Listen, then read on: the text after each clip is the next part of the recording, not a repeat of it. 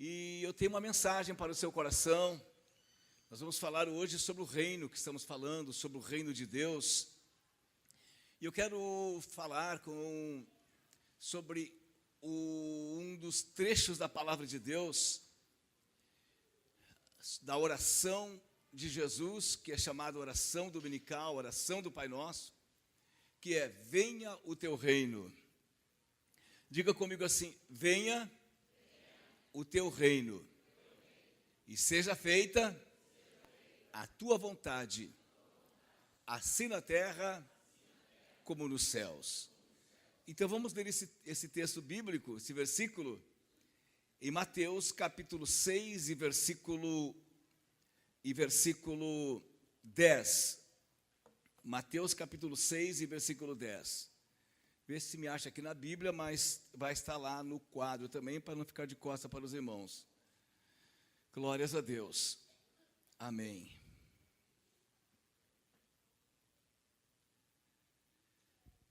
Venha o teu reino, seja feita a tua vontade, assim na terra como no céu. Diga assim: glória a Deus. A vontade de Deus é a melhor coisa que nós, como seres espirituais, além de humanos, além de materiais, que somos, podemos experienciar. É a melhor coisa. Ter dinheiro é bom ou não? Um bom emprego é bom ou não? Se formar numa universidade é bom ou não? Mas se não se formar é bom também, né? É bom estar saudável, ter saúde, como diz o gaúcho, para dar e vender? É bom ou não é bom? Existem coisas boas, prazerosas, que Deus não nos proíbe de experienciar. Mas da presença, da vontade de Deus em nossas vidas é algo tremendo, é algo sensacional. E eu quero dar um testemunho para vocês do que aconteceu em 1975, recém-casadinho, novinhos, eu e Marilene, numa cidade aqui do interior do Rio Grande do Sul. Mas antes gostaria também de...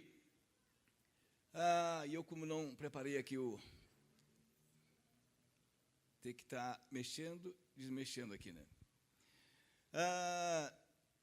Sobre Romanos, que fala sobre os nossos pensamentos, que fala sobre a nossa mente. Romanos, no capítulo 12 e no versículo 2.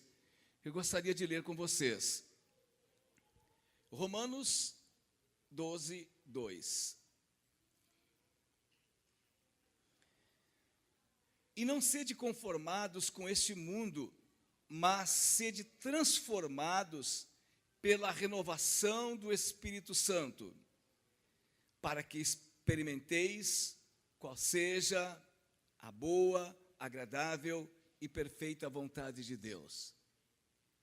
E não se amolde ao padrão deste mundo, mas transformem-se pela renovação da sua mente, para que sejam capazes de experimentar e comprovar a boa, agradável e perfeita vontade de Deus.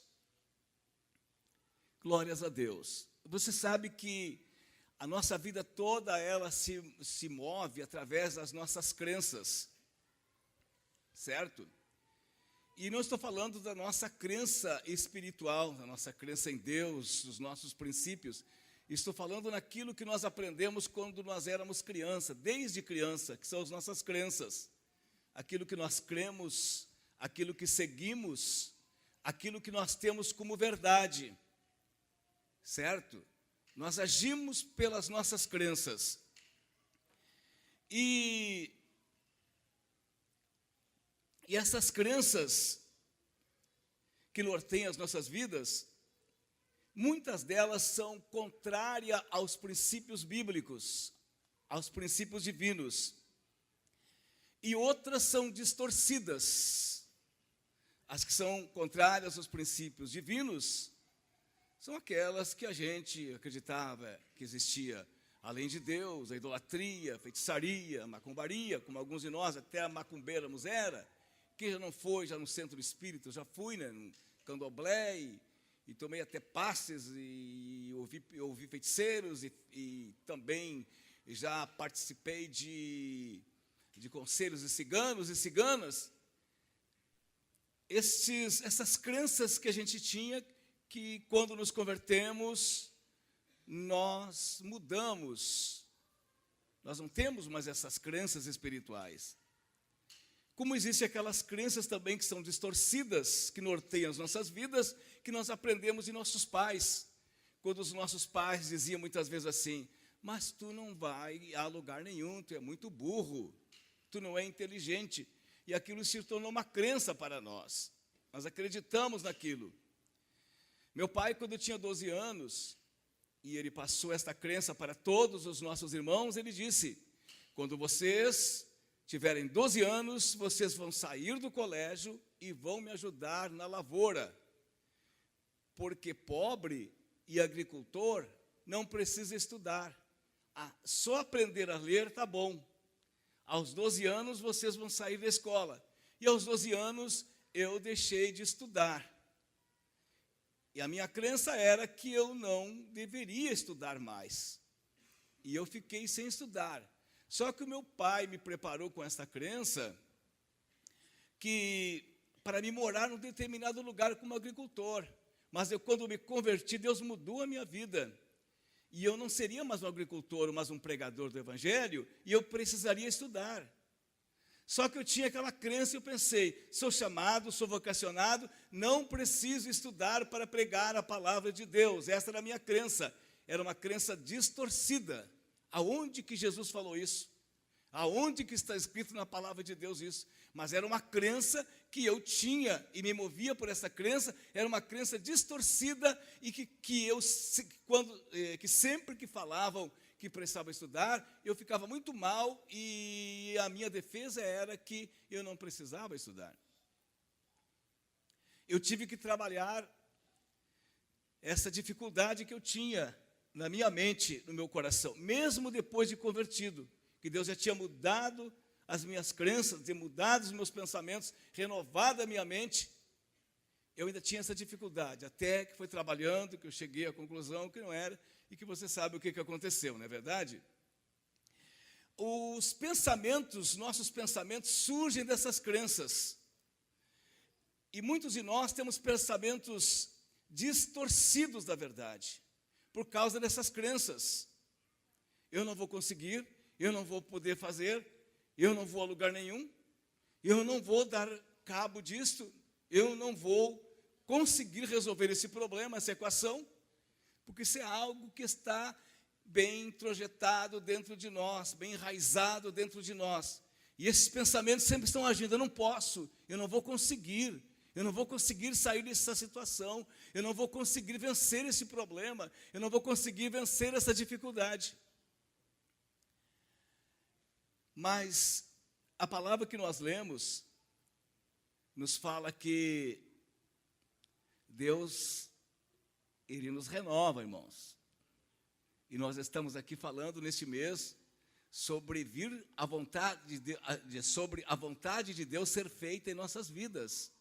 E a vontade de Deus é que nós, através da renovação da nossa mente, através da renovação de nossos pensamentos, da correção de nossos pensamentos, nós venhamos a experimentar a boa, perfeita e agradável vontade de Deus, que Jesus falou em Mateus, no capítulo 6 e versículo 10, que nós lemos: que a vontade de Deus seja feita, porque veio sobre nós o seu reino. Agora o reino que nos manda, que nos move e que nos dirige, e que estamos sob ele, estamos debaixo dele, não é mais o reino deste mundo, que nos ensinou nossas crenças, que nos paralisaram, que nos dificultaram, e que trouxe esses pensamentos de impotência, trouxe esses pensamentos até de revolta, e às vezes de orgulho, por nós não sermos aquilo que gostaríamos de ser.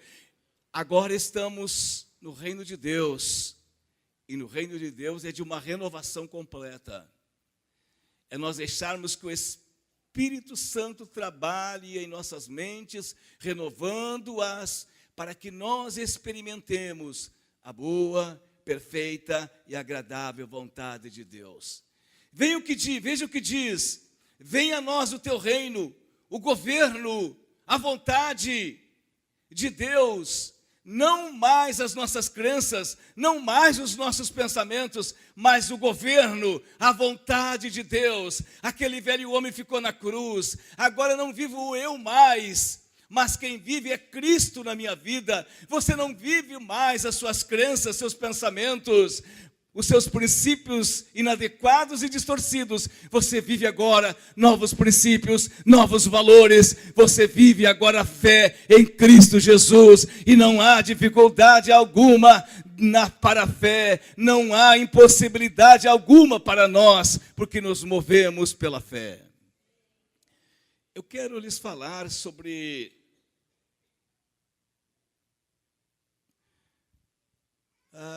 a parábola dos talentos.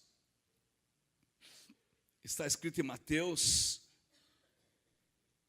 25, 14 e 15. Eu gostaria que, nós estamos um pouco diferente, que ele estou ali está na linguagem de hoje, né? Mas o texto é o mesmo, certo? Mateus, eu vou ler na minha Bíblia aqui, Mateus capítulo 25,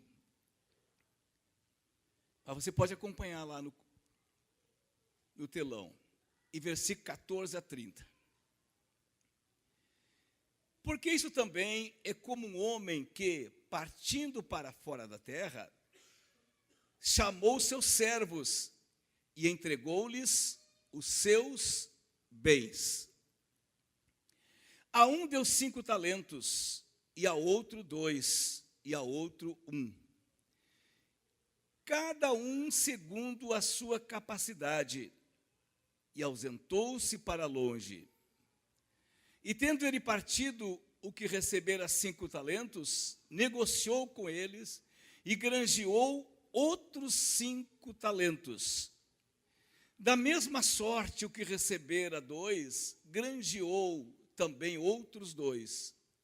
Mas o que recebera 1 foi, cavou na terra e escondeu o dinheiro do seu senhor. E muito tempo depois, veio o senhor daqueles servos e fez contas com eles. Então, aproximando-se o que recebera 5 talentos, e trouxe-lhe outros 5 talentos, dizendo: Senhor, entregaste-me 5 talentos, eis aqui outros 5 talentos que granjeei com eles. E o seu senhor lhe disse: Bem está, servo bom e fiel. Sobre o pouco foste fiel, sobre o muito te colocarei. Entra no gozo do teu senhor.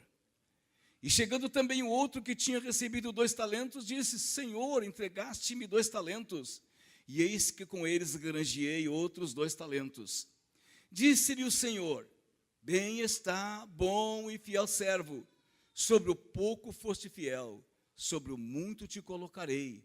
Entra no gozo do teu Senhor.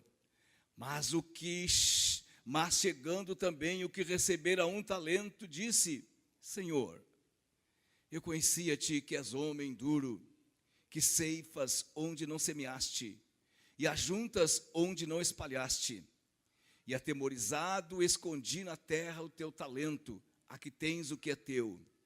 Respondendo-lhe, porém, o seu senhor, disse-lhe: Mau e negligente servo, sabias que eu ceifo onde não semeei, e ajunto aonde não espalhei. Devias então ter dado o meu dinheiro aos banqueiros, e quando eu viesse, receberia o meu com juros.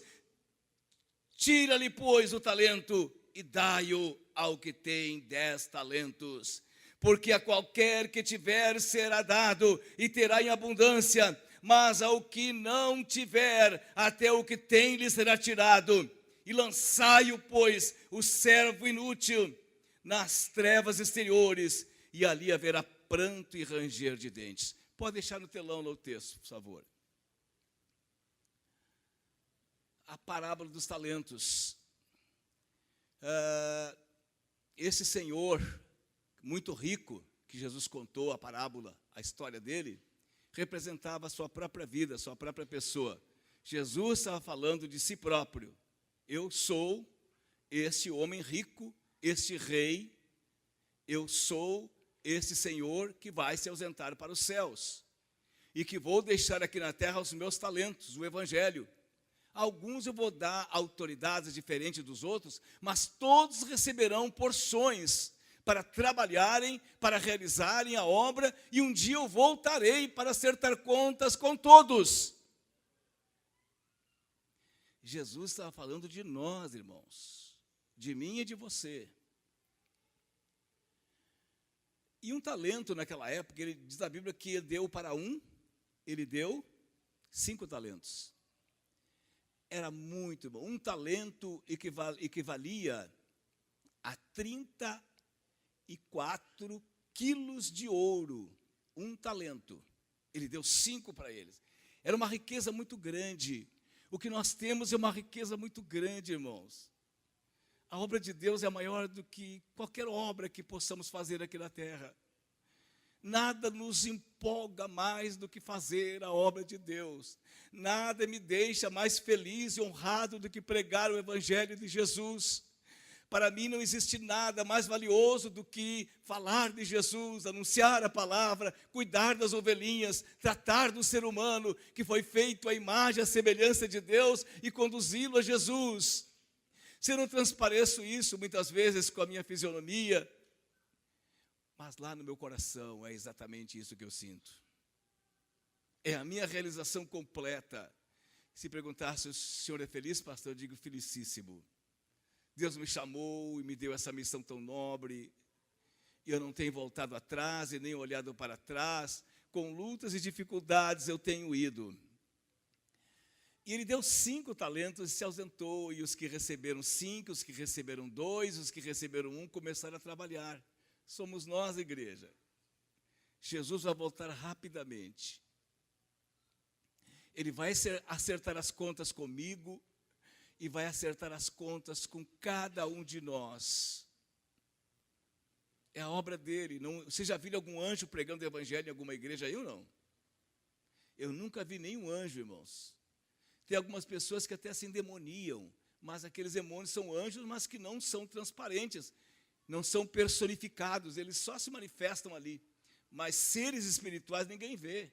Ninguém está vendo anjos por aí, pregando o evangelho. Mas vocês já viram pregadores pregando? Milhares e milhares de pregadores anunciando a palavra de Deus? Sim, porque a missão coube a nós. A missão coube à igreja. A missão coube aos obreiros que Deus chamou. Quando eu vi o Fred ministrando uma palavra abençoada, uma palavra direcional à igreja, uma palavra sem nenhum cacuete, sem nenhum erro. Quando vejo o Fábio pregando uma unção, quando vejo a Laian cantando, a Giza, quando vejo as meninas dançando aqui para Jesus, quando ouço mais irmãos que pregam aqui na frente, pastores e pastoras, quando vi o Fabiano também ministrando, tem ministrado muito no bairro São Jorge, e vocês, eu digo assim, glória a Deus, que responsabilidade. Certamente eles estão felizes por fazerem a obra de Deus, felizes porque eles estão usando o talento, o dom, o talento de Deus, a vocação de Deus, estão usando aquilo que Deus colocou, os talentos que Deus colocou em suas mãos. E o que recebeu 5 talentos, irmãos, foi a luta. Aleluia. Glória a Deus. Sabe que isso, eu me identifico muito com esse sujeito, irmãos. Com esse sujeito, me identifico muito. Ele foi à luta. E o Senhor, certamente, tendo notícia do que estava acontecendo, né? Deus tem notícias, Deus sabe o que está acontecendo conosco. Deus sabe o que está acontecendo comigo, com você e com cada um de nós. Ele foi à luta, irmãos, e começou a trabalhar, e começou a se esforçar, começou a se esmerar. O coração dele fervia de palavras boas. e o coração dele fervia de ideias novas. A ideia dele era a segunda vontade do seu Senhor, era a segunda vontade do reino, era a segunda vontade daquele que havia partido e confiado-lhe os bens. E ele se esmerava e dizia: mas eu tenho que trabalhar, eu tenho que fazer a obra, eu tenho aqui, imagina quantos quilos de ouro, 5 vezes 4, 20, 3 vezes 5, 15, e 5 vezes 4, 20, 190 quilos de ouro. Eu tenho que trabalhar, eu tenho que me virar, eu tenho que agir. Imagina essa riqueza toda. Isso é muito forte o que Deus está fazendo, os milagres que Deus está fazendo, os milagres. Eu já estou trabalhando com a saúde mental, eu sei como é difícil curar ou ajudar uma pessoa a viver saudavelmente. E você sabe que para o Evangelho é tão fácil, é só orar e Jesus curar, é só pedir que o Senhor venha com o seu poder, e as pessoas são libertas, e as pessoas são curadas, e as pessoas recebem uma nova vida. Como é difícil, humanamente falando, cientificamente falando, tecnicamente falando, mudar o comportamento das pessoas. Como é difícil, irmãos. Estudei 8 anos para poder ajudar a mudar os comportamentos das pessoas. Eu sei como é difícil, como as pessoas, elas estão impossibilitadas de mudarem. Mas já preguei quando eu tinha 17 anos, um menino, e Jesus mudou a vida de pessoas de idade. Eu me lembro que uma vez eu preguei, orei por um senhor que era podre de bêbado, e era um maquinista aposentado da aviação férrea. Naquele tempo ganhavam muito dinheiro essas pessoas, e tudo que ele ganhava tomavam dele. Ele chegou no meu escritório que eu estava atendendo, eu orei por ele.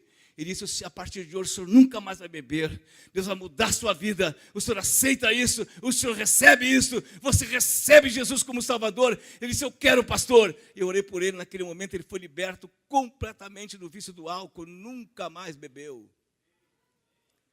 E ele começou a juntar o seu dinheiro, porque tomavam tudo dele quando ele estava bêbado. Deus fez isto só numa oração, só porque nós temos talentos, nós temos algo valioso dentro de nós, nós temos a unção de Deus, a unção que vem do Senhor. Não é só o ouro, não são só os talentos, mas nós temos a autoridade para fazer, para granjear e fazer muito mais, e trazer muito mais vidas para Deus, muito mais vidas para o Senhor, fazer aquilo que agrada a Deus, aquilo que é da vontade do Senhor, aquilo que é para a glória e honra do seu santo nome. Quando, como eu falei para vocês, tinha 25 anos que eu me casei,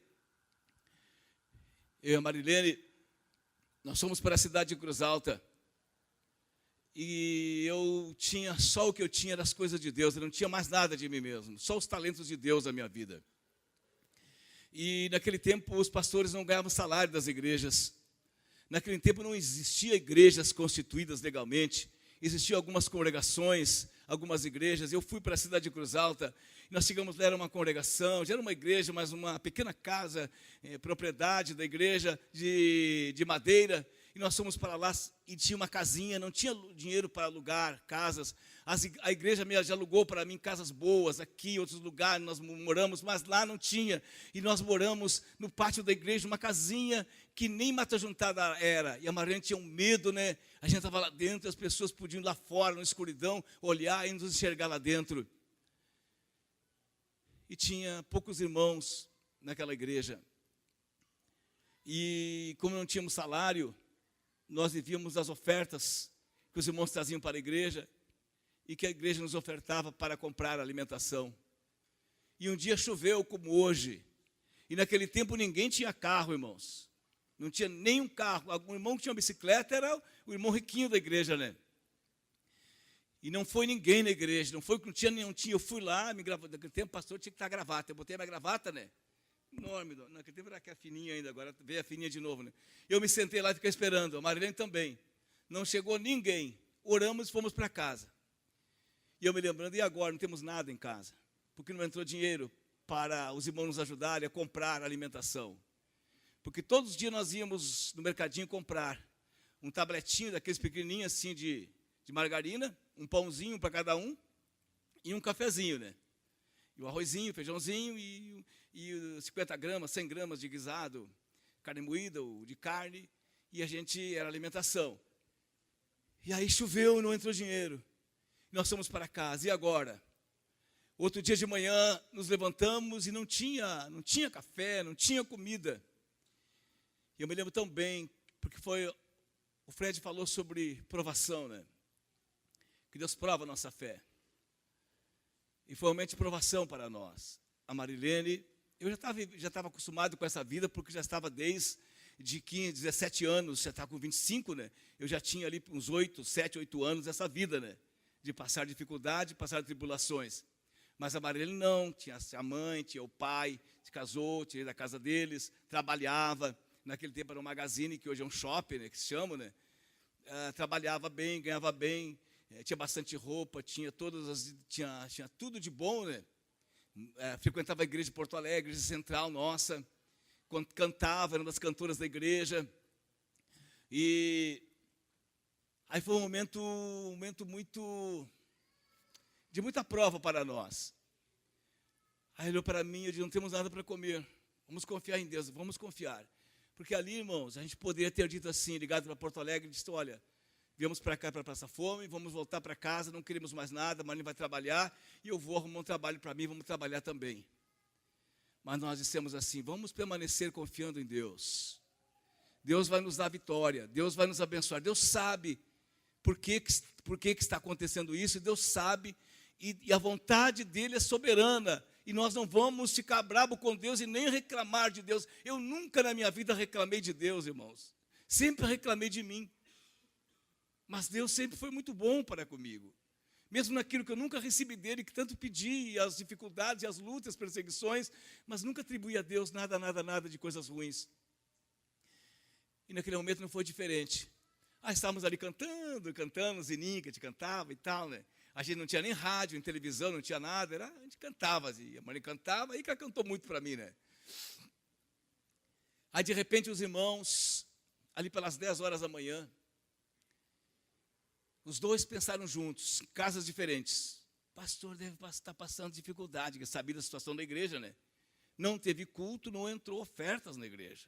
A ofertinha para comprar as coisas para eles comerem. Eles devem estar passando necessidade. Os dois pensaram juntos. E os dois saíram de casa juntos com dinheiro no bolso, né? Tanto o irmão mais velho como o mais novo, e se encontraram na parada de ônibus. Nada de carro, falei para vocês, né? Aí desceram perto de casa, e eles chegaram os dois juntos ali pelas 10h30, mais ou menos, da manhã. Disse: olha, os irmãos vieram nos visitar. A gente foi lá receber com cordialidade, com alegria, que sempre fizemos isto. E eles chegaram e disseram assim: olha, Deus falou conosco, nós sentimos de Deus, pelo Espírito Santo, que os irmãos devem estar passando alguma dificuldade, os irmãos devem estar sem dinheiro e sem comida. Eu digo assim: glória a Deus, amém. Exatamente. Aí trouxe, hoje, que equivaleria mais ou menos a uns R$300, irmãos, no dinheiro de hoje, né?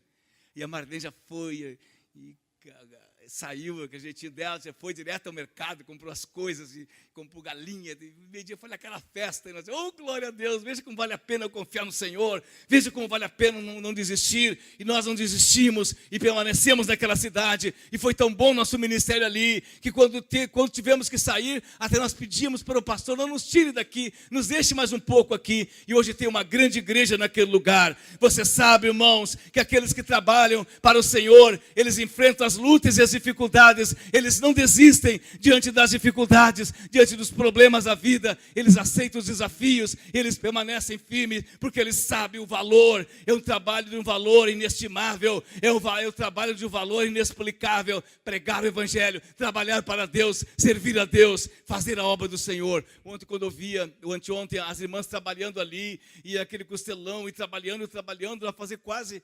65 quilos de carne que eles mancharam ali, e o pessoal lá comeu tudo, né? E foi aquela bênção, e todos alegres. Eu vim aqui ontem, estavam todo mundo trabalhando na frente, eu digo: meu Deus, o pessoal não para. Eu digo: glória a Deus, o Senhor tem levantado pessoas que também querem ombrear conosco, querem estar na vanguarda conosco, querem pagar o preço conosco, porque esse é o reino de Deus. Nós queremos o reino de Deus. Venha o teu reino, Senhor, venha e seja feita a tua vontade. Era a vontade de Deus que passássemos por aquela luta para sermos provados. Aí o que recebeu 2, também trabalhou e ganhou mais 2. Agora o que recebeu 1, Ele disse assim: olha, eu não vou fazer nada. Deus nos deu livre-arbítrio, irmãos. Não vou fazer nada. Estão trabalhando, aí que se vire, eu não vou. Eu não vou fazer nada mesmo. Sabe o que eu vou fazer? Para não desperdiçar esse talento, eu vou guardar bem enterrado, vou enterrar esse talento. Quando o dono dele vier, eu vou entregar ele. Eu vou fazer uma coisa boa, não vou desperdiçar. E foi o que ele fez. E o Senhor chegou, irmãos, e disse: olha os meus talentos. E aí vieram aquele que recebeu 5, diz: oh meu Senhor, está aqui o teu talento, os teus talentos, as tuas dezenas de quilos de ouro, e eu ganhei o dobro. Oh, glória a Deus. É Deus, é obra dele, irmãos. É obra do Senhor. A Rosa está com 2 filhas lá em Israel. Olha que ventre abençoado ter ganho essas 2 meninas que estão lá em Israel. Sabe o que é isso, irmãos? Inclusive servindo a Jesus. Aleluia. E o que recebeu 2 da mesma forma. Aí o que recebeu 1, e você, meu amigo, você, meu irmão, disse: olha, meu Senhor, eu não quis fazer nada, porque eu tive dificuldade de trabalhar com esse 1 talento. Então, eu peguei e não executei a tua vontade, o teu comando, enterrei. Aí o Senhor mudou o aspecto, seu semblante para com aquele servo e disse: malvado, egoísta, carnal, não devias pelo menos ter dado a juro para os banqueiros este 1 talento, para que quando viesse não encontrasse desvalorizado?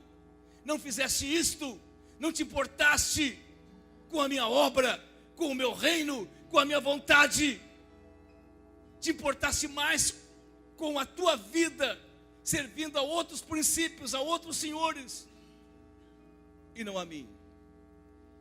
Ele disse assim: dá esse aqui para o que tem mais, e agora eu vou te expulsar da minha presença. Vai ficar nas trevas exteriores. E diz a Bíblia que ali há pranto e a ranger de dentes. Para finalizar, eu quero perguntar: de qual o lado que você está? Qual é a vontade que você está obedecendo? A vontade de Deus ou a vontade das suas crenças, dos seus pensamentos distorcidos, suas crenças disfuncionais? De qual o lado que você está? A Bíblia diz que o Espírito Santo é o nosso médico. O Espírito Santo remodela, reestrutura, ressignifica todas essas crenças e esses pensamentos desconexos, nos fazendo novas criaturas. A quem você está servindo, está obedecendo? A Deus, ao seu reino, ao seu comando, aos seus princípios? Porque Ele tem coisas grandes para nós. Ele disse assim: dai agora esse talento para aquele que tem mais, porque aquele que tem, lhe será dado muito mais. Aquele que não tem, até o que tem será tirado. Isso quer dizer, aquele que não se importou, aquele que levou as coisas no oba-oba, aquele que pensou que estava tratando com as suas próprias coisas e não com as minhas, vai ser tirado dele o reino. Agora aquele que se importou, que se esmerou, que pagou o preço, que foi à luta, que ressignificou a sua vida em Cristo Jesus, que foi feliz, foi alegre, trabalhador, autêntico, altruísta, que foi a pessoa que se deixou guiar e conduzir sabiamente pelo Espírito Santo, a este será dado muitas vezes mais. Finalizando, te pergunto: aleluia, você foi chamado, né, irmã, irmão? Talvez alguma coisa que você crê que ainda está na sua mente, no seu coração, e que fez você pensar ao contrário, nesta noite venha aos pés de Jesus e diga: Senhor, ressignifica essas crenças, esses pensamentos, Pai, porque eu quero experimentar a tua boa, perfeita e a tua perfeita e agradável vontade. Porque Deus quer nos dar muito mais do que Ele colocou em nossas mãos. Quem tem lhe será dado mais, será acrescentado. Deus quer acrescentar para você. Eu tenho visto isso na minha vida, porque eu criei, porque eu obedeci, porque eu fui não somente nos momentos bons, mas nos momentos ruins também. Eu já tive igrejas negadas, porque a nossa convenção dirige os pastores para a igreja. Deixaram de dar igrejas em cidades grandes para me dirigir, e me deram congregações, mas eu aceitei tudo isto como vontade de Deus, e nessas pequenas congregações, construí até templos, que estão lá para a glória de Jesus até hoje, igrejas fortes e abençoadas, e o Senhor tem me acrescentado muito mais. Só reclamações, só críticas. Que mente nós temos? Uma mente renovada? Uma mente ainda transtornada pelo velho homem, pelo pecado, pelas paixões deste mundo, pelas iniquidades. É muito lindo o que estamos fazendo, é muito lindo servir a Jesus, irmãos.